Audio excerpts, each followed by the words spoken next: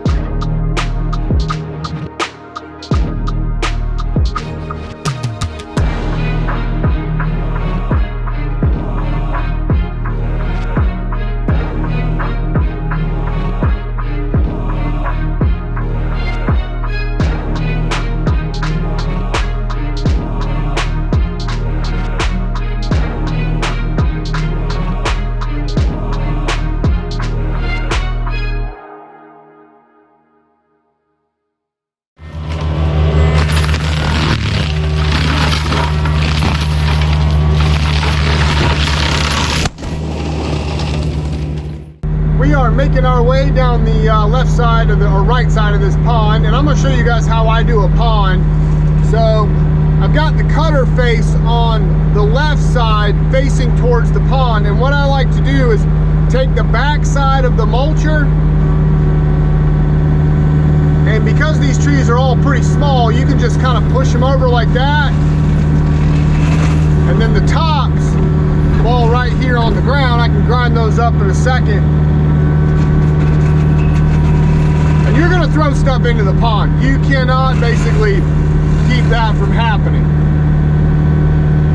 That's just gonna happen. You want an omelet, you gotta break some eggs. But you don't want the tops going into the pond. So we take the back side of the mulcher and just use it kind of as like a push bar. Push those over there, cut those off. Because if you had the face on this side, you'd be cutting before you would push them over, and then they would a lot of times they would fall back this way.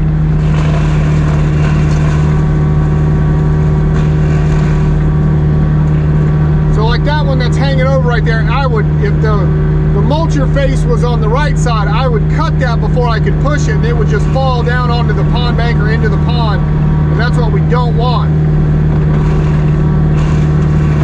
Now I can push it back onto the bank.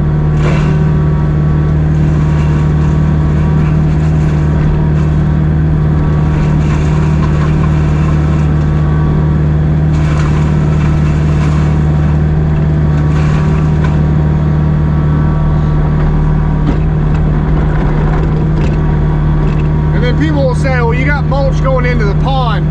Where do you think all the leaves off these trees go, during the fall when they, fall off the trees? They go right into the pond. Or when the wind blows stuff off this dam, blows sticks or branches and stuff, it all goes into the pond. Like, it just sinks to the bottom and rots down. No big deal.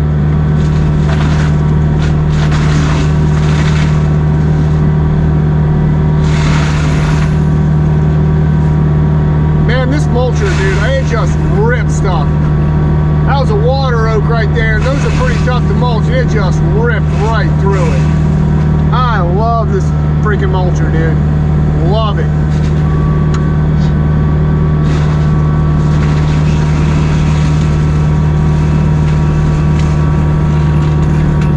This thing just straight eats.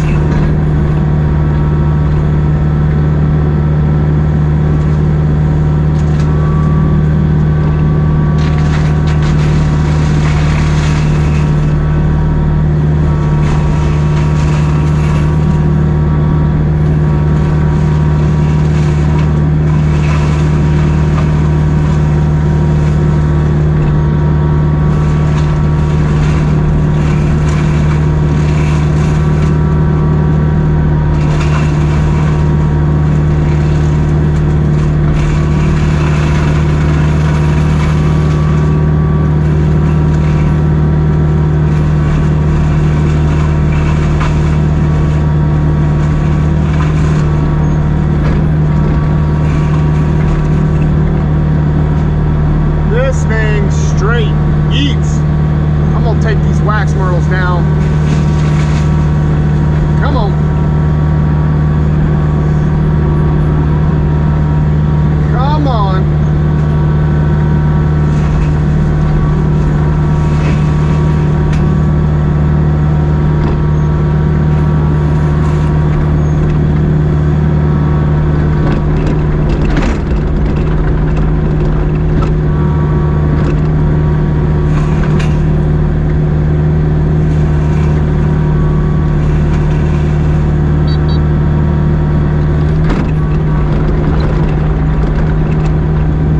Good progress on this pond dam. The left side over there and the back and the left side don't have that much. They don't get much sunlight, so the trees haven't really taken over on that side like they have on this side.